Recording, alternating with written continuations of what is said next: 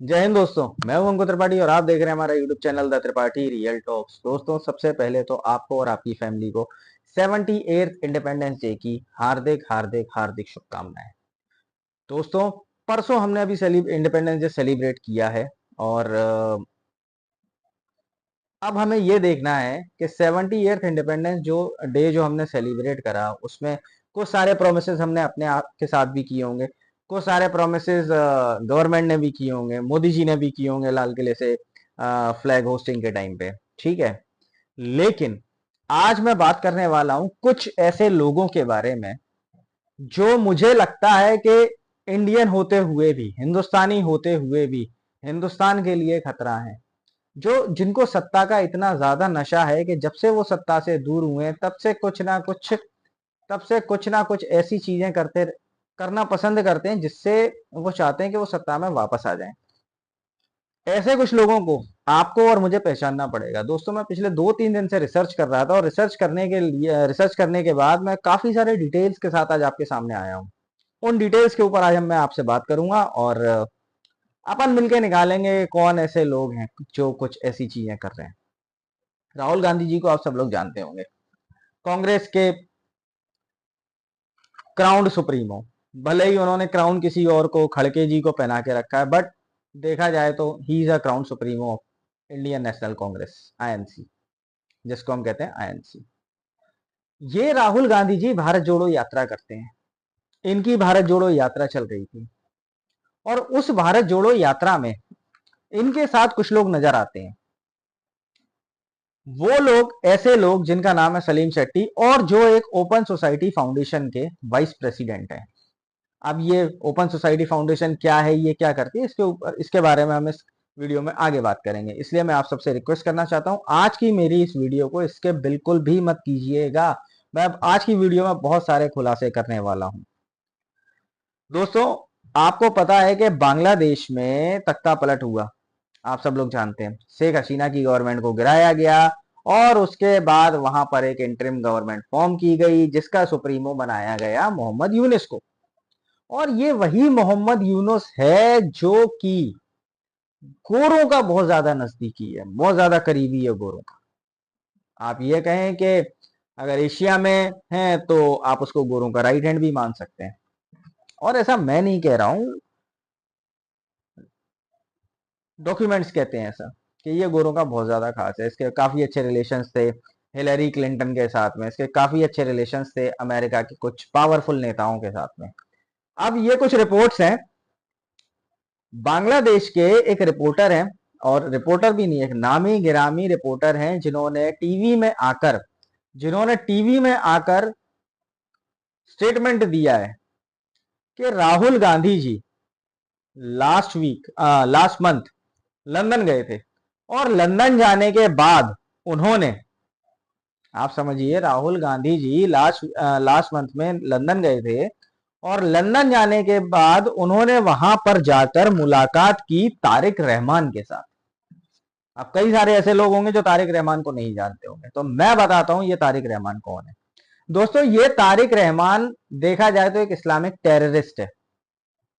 Terrorist क्या होता है? हिंदुस्तान का दुश्मन, इंडिया का दुश्मन। अब आप खुद ही सोचिए कि इंडियन नेशनल कांग्रेस के क्राउन प्रिंस जाकर मिलते हैं तारिक रहमान के साथ और यह मुलाकात बड़ी प्राइवेट मुलाकात होती है, जो मुलाकात होती है लंदन में। ठीक है जी, यह मुलाकात होती है लंदन में, एक प्राइवेट मुलाकात होती है और उस मुलाकात में काफी सारी चीजें डिस्कस की जाती हैं। ये मैं नहीं कह रहा हूं या इंडियन मीडिया नहीं कह रही है, ये बांग्लादेश के एक रेप्यूटेटेड रिपोर्टर कहते हैं। ये बांग्लादेश के एक रेप्यूटेटेड रिपोर्टर कहते हैं, क्या कहते हैं वो, कि राहुल गांधी जी ने जाकर मुलाकात करी तारिक रहमान के साथ में, जो एक टेररिस्ट है, और तारिक रहमान बेटा है खालिदा जहां का। ये खालिदा जहां चेयरपर्सन है बांग्लादेश नेशनल पार्टी की, बीएनपी पार्टी, जो कि जब शेख हसीना की गवर्नमेंट थी तब ये अपोजिशन पार्टी थी। तो बेसिकली अब आप समझिए प्लॉट क्या है। प्लॉट ये था, राहुल गांधी वहां जाते हैं, उनसे मिलते हैं और वहां पे तारिक रहमान, ये सारा जो प्लान है जो अभी हुआ है कुछ दिनों पहले बांग्लादेश में, ये सारा प्लान वो राहुल गांधी के साथ डिस्कस कर लेते हैं 1 से 1.5 महीने पहले, during the visit of Rahul Gandhi to London. और इस पर राहुल गांधी उनको ग्रीन फ्लैग देते हैं। ग्रीन फ्लैग का मतलब होता है कि राहुल गांधी एग्री करते हैं कि yes okay well done, it's a good plan, clap.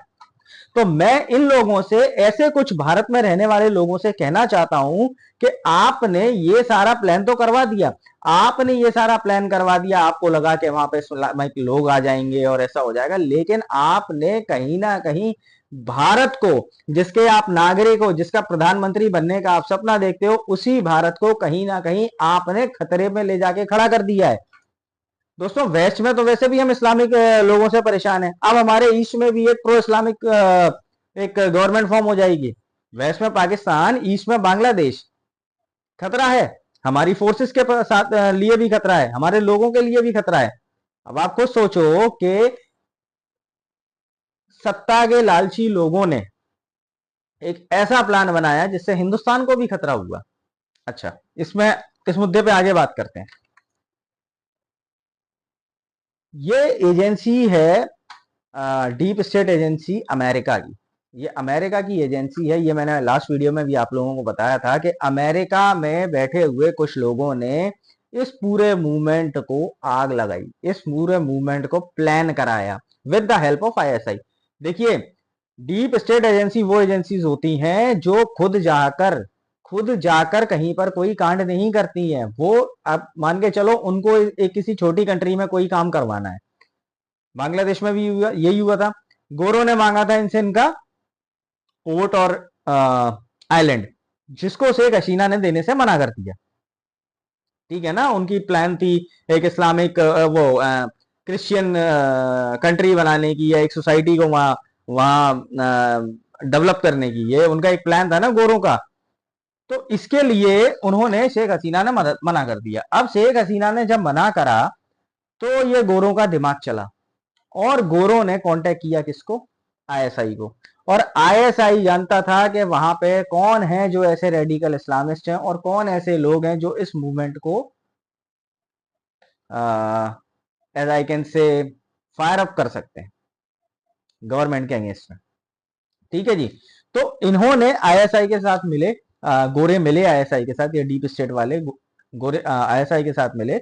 और आईएसआई ने यहाँ पर जो कुछ इस्लामिक लोग हैं, जिनमें से सबसे बड़ा नाम निकल के आ रहा है इस्लाम का, ये कोई, मैं बात किसी धर्म वाले इस्लाम की नहीं कर रहा हूं, मैं बात कर रहा हूं उस एक शख्स की जो बांग्लादेश में आजकल एक तरीके का डिसीजन मेकर बन चुका है, जिसने अगर चाहा कि सुप्रीम कोर्ट के जज अपना अपना रेजिग्नेशन दे दें तो within a minutes, within a couple of minutes और within a couple of hours उनको अपना रेजिग्नेशन देना पड़ा।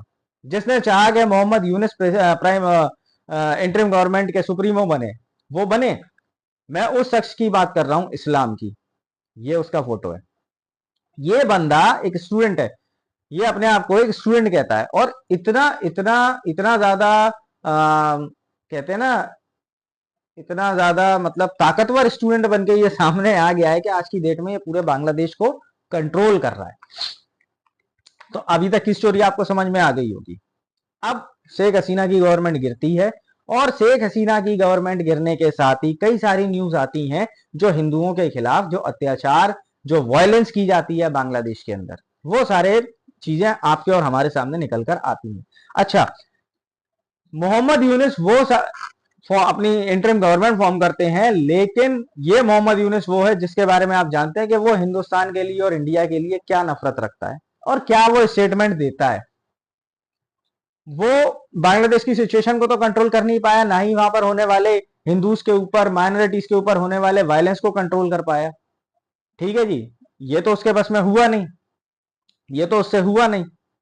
और अगर कर नहीं पाया या कुछ तो भी था, कुल मिला के देखा जाए तो एंटी हिंदू जो कुछ वहां पे नेता, कुछ मौलवी है ना, वो आज की डेट में पावर में है बांग्लादेश के अंदर। ठीक है जी, यहां तक की स्टोरी आपको समझ में आ गई होगी। ये सारी चीजें हो चुकी हैं। अब हम बात करते हैं जो अभी रिसेंट हुआ है। रिसेंट ये हुआ है कि बांग्लादेश में हिंदुओं के साथ अत्याचार चल रहा था, लेकिन सडनली सडनली हिडनबर्ग एक रिपोर्ट देता है, और हिडनबर्ग ने ये सोचा कि वो इस रिपोर्ट को इंडिया मतलब इस रिपोर्ट को अगर पब्लिश करेगा तो भारत में भी इसका इम्पैक्ट बहुत ज्यादा होगा, जैसा कि ये भारत जोड़ो यात्रा के टाइम पर हुआ था। उसके बारे में बात करूंगा, अभी थोड़ी देर में उस मुद्दे पर आता हूं, वो कनेक्टेड है। ठीक है जी। अब इन्होंने ये रिपोर्ट दी है, इन्होंने बोला है कि जो गौतम अडानी है उनके सेबी चीफ के साथ काफी सारे गहरे रिश्ते हैं।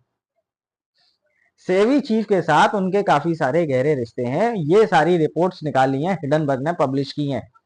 उनका ये सोचना था कि ये सारी रिपोर्ट्स आने के बाद हिंदुस्तान में एक अफरा तफरी का माहौल बनेगा, हिंदुस्तान का स्टॉक मार्केट गिरेगा और हिंदुस्तान के इन्वेस्टर और हिंदुस्तान की जनता जवाब मांगेगी। किससे? केंद्र सरकार के, मोदी जी की गवर्नमेंट से हिंदुस्तान की जनता जवाब मांगेगी और कुछ ना कुछ हंगामा क्रिएट होगा, हो सकता है जिससे वो गवर्नमेंट गिर जाए, तो हम अपनी गवर्नमेंट फॉर्म कर लेंगे।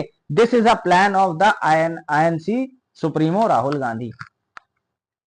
लेकिन भारत की जनता ने और भारत के इन्वेस्टर्स ने ये हिडनबर्ग वाले जैसे दो कौड़ी के लोगों को ऐसा चप्पल मार के इनका स्वागत किया जिसकी हद नहीं है, और बढ़िया तरीके से इनका इलाज कर दिया है। ठीक है जी। अब थोड़ी सी बात कर लेते हैं हम हिडनबर्ग। ये हिडनबर्ग कौन है? ये हिडनबर्ग बेसिकली एक एजेंसी है जिसका मालिक है जॉर्ज सोरस, आईएनसी का प्यारा जॉर्ज सोरस। अब मैंने बात करी थी भारत जोड़ो यात्रा, ये मुद्दा क्यों आया? ये मुद्दा इसलिए लाया गया दोस्तों, ये अडानी जी वाला मुद्दा इसलिए लाया गया, चुनाव के टाइम पे एक यात्रा कर रहे थे राहुल गांधी जी जिसका नाम था भारत जोड़ो यात्रा, और उस भारत जोड़ो यात्रा में एक शख्स राहुल गांधी जी के साथ था जिसका नाम था सलीम शेट्टी, जो कि वाइस प्रेसिडेंट है ओपन सोसाइटी फाउंडेशन का। और ये ओपन सोसाइटी फाउंडेशन वही फाउंडेशन है जिसको फंड करता है जॉर्ज सोरस। जॉर्ज सोरस वही बंदा है जो मोदी के खिलाफ नफरत रखता है, मोदी जी के लिए नफरत रखता है अपने दिल में, और भारत की सरकार को गिराना चाहता है। और कांग्रेस के प्रति इन लोगों का कुछ ज्यादा ही प्यार है, वैलेंटाइन डे वाला बहुत ज्यादा इनका कनेक्शन है जॉर्ज सोरस का और कांग्रेस का, इंडियन नेशनल कांग्रेस का। तो ये सारी चीजें हैं। अब आप सोचो ये कड़ियां मैं क्यों ना जोड़ूं, ये रिसर्च में क्यों ना करूं? ये कड़ियां इसलिए जुड़ रही हैं क्योंकि जब बांग्लादेश में एंटी हिंदूज होने लगा था तब कांग्रेस के ही एक नेता थे सलमान खुर्शीद, कांग्रेस के ही एक नेता थे सलमान खुर्शीद, जिन्होंने बयान दिया था कि भारत में भी ऐसा कुछ हो सकता है। आप खुद कड़ी जोड़ने की कोशिश कीजिए। बांग्लादेश में शुरू से जोड़ते हैं, जो अभी मैंने आपको एक्सप्लेन किया, राहुल गांधी लंदन गए और तारिक रहमान से मिले, ग्रीन सिग्नल दिया प्लान को, बांग्लादेश में गवर्नमेंट का फॉल डाउन हुआ, गवर्नमेंट गिरी। गवर्नमेंट गिरने के बाद ही हिंदुओं के खिलाफ वायलेंस शुरू हो गया। वायलेंस शुरू होने के बाद इंडिया में बैठे कांग्रेस के नेता सलमान खुर्शीद ये बयान देते हैं कि हिंदुस्तान में भी ऐसा हो सकता है। और कुछ दिन बाद ही हिडनबर्ग एक रिपोर्ट मीडिया में पब्लिश करता है जिसमें कि अडानी जी का रिलेशन दिखा देता है सेबी के साथ। Basically it's all a planning to crash the Indian stock market, to deframe the uh, इज्जत ऑफ अडानी साहब की इज्जत गिराना चाहते थे, उनकी इमेज को डिफ्रेम करना चाहते थे, और साथ ही साथ भारत की जनता खड़ा होकर मोदी जी से जवाब मांगे, भारत की जनता खड़े होकर वायलेंस करे, भारत की जनता खड़े होकर केंद्र सरकार से जवाब मांगे और मोदी जी से इस्तीफा मांगे। ये सब इन लोगों का प्लानिंग था। This is all a propaganda. और ये प्रोपेगेंडा आज नहीं, ये प्रोपेगेंडा काफी दिन पहले ये प्रोपेगेंडा दोस्तों रच दिया गया था, इसकी स्क्रिप्ट लिख दी गई थी। अब आप समझिए, ये रिसर्च करके जो स्क्रिप्ट मैंने आज लिखी है, जो स्क्रिप्ट को आज मैं लिखा हूं, जिसके ऊपर रिसर्च करी है मैंने, उस स्क्रिप्ट को 1 से 1.5 महीने पहले ही ग्रीन फ्लैग मिल गया था। मतलब स्क्रिप्ट तो उससे पहले भी लिखी जा चुकी थी, स्क्रिप्ट उससे पहले ही लिखी जा चुकी थी दोस्तों। इसलिए अब मैं ये इन लोगों से भी पूछना चाहता हूं जिन्होंने ऐसा करा, मैं इन लोगों से भी पूछना चाहता हूं कि दोस्तों शेख हसीना के गवर्नमेंट से जाने के बाद तुम लोगों ने तालियां तो बहुत पीटी, हिडनबर्ग की रिपोर्ट आने के बाद भी तुम लोग तालियां पीट रहे हो, इतनी खुशी तुम ही लोगों को क्यों हो रही है? क्या तुम लोगों को नहीं दिख रहा कि आज हम वेस्ट में, कल तक हम वेस्ट में पाकिस्तान से घिरे हुए थे जो हमारा दुश्मन है, अब हम ईस्ट में भी एक मिनी पाकिस्तान से घिर गए हैं। नॉर्थ में तो चाइना है ही है। कहीं ना कहीं देखा जाए तो सत्ता के लालच में आप लोगों ने, सत्ता के लालच में कहीं ना कहीं भारत के दुश्मनों से हाथ मिलाया है, जो कि भारत की सरकार, चलो सरकार की तो छोड़ो, जो कि भारत की जनता कभी भी स्वीकार नहीं करेगी। राहुल गांधी जी, आपको मैं एक सलाह देना चाहता हूं। देखिए, आप बहुत अच्छे आदमी होंगे, बहुत अच्छे इंसान होंगे। आप उस इंडियन स्टॉक मार्केट को गिराना चाहते थे जिस इंडियन स्टॉक मार्केट से पिछले 6 महीने में आपने कितने की कमाई की है। और ये मैं नहीं कह रहा हूं, ये आपके हलफनामा कह रहा है जो आपने इलेक्शन के टाइम में गवर्नमेंट को दिया था। जब आप डायरेक्ट बेनिफिशियरी उस स्टॉक मार्केट के हैं, जब आप डायरेक्ट बेनिफिशियरी हैं उस स्टॉक मार्केट के, तो आपने ये नहीं सोचा कि ये सब करने से इंडियन स्टॉक मार्केट भी तो क्रैश होगा, और इंडियन मार्केट क्रैश होगा, और साथ ही साथ जनता के लोगों के क्या हाल होंगे, कहीं ना कहीं सुसाइड होंगे, कहीं ना कहीं कुछ होंगे। आपने सत्ता के लालच में लोगों की जान के साथ खिलवाड़ करना शुरू कर दिया। तो दोस्तों, ये सारी कहानी थी जिसके ऊपर मैंने रिसर्च करी। मुझे डाउट था, इसलिए मैं उसी दिन से इस चीज के पीछे लग गया था, जिस दिन से ये बांग्लादेश में हमले होने लगे थे, एंटी इंडियन मूवमेंट चलने लगा था, हिंदुस्तानी मूवमेंट चलने लगा था, एक so called anti Hindu movement.